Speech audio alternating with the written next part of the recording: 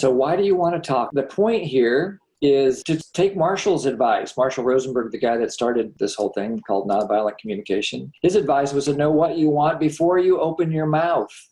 And we don't always take the time to consider that, as I already mentioned, because we're all little baby giraffes. And sometimes we open our mouth for one thing, we find out that we put our foot in it. And so if we connect to the purpose of why we're opening our mouth, it might point us to the most effective request that we can make in order to get this quality of connection that we're so desiring if we're coming from zero. And so if you want to know that you've been clear in expressing yourself, if you want to know that you've been understood, if you want to have some acknowledgement, then we would suggest what we call a confirmation request. So you might express this by first expressing what need you're hoping to meet by making this request.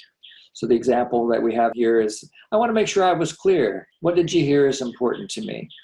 So that would be the request there. What did you hear was important to me? And this would be after we'd already expressed, maybe why we were leaving this job, or why we would like the neighbor to cut down the tree, or why we would want our mom to live with us, or whatever it is, just to make sure that we were understood. Not as a quiz to make sure the other person got it right, but rather to make sure that we were clear in conveying what our needs were. Anything you want to add to that one, Jori? It's not about getting agreement. They may not agree, but at least to know that the message you have sent has at least been received this far. When we teach NVC, we often find that this is the most unfamiliar kind of request. Well, I want to call attention to the times when you do use this. When you make a complicated order, like at the restaurant, or a pizza, where we're often very careful. We love our pizzas to be just the way we like them. And so we call the guy on the phone and we order the pizza, and they say, so what did you hear we want on our pizza? You want to have pepperoni and half mushroom. Thank you. I see that I was clear enough. So we do this when we order food, but we may not do it when we're really expressing what's deeply important to us. And so we're encouraging people to start with this request, especially when the conversation really matters and your need is for clarity, empathy, or connection. Then use this request.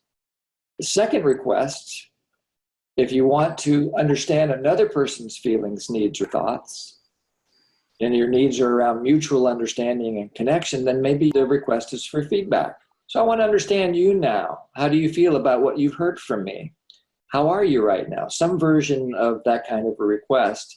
And when we make this request, we're doing two things. One is internal and one is external. The external thing is we're letting the other person know that we are curious and we have wonder about what their life experience is, what their feelings and needs are, what their desires are, and so forth. We're also sending a signal to our own nervous system saying, okay, brain, it's your turn to listen now. So put on your listening ears, open yourself up to empathy, and receive whatever the feedback is. Be open to hearing whatever the other person has to say. So making this request is a double signal, not only to the other person, but to your own brain. So only make this request when you are actually ready to listen. It's a really tricky thing to ask someone how this is for you, or how are you right now, and then to interrupt because you're not really ready to listen.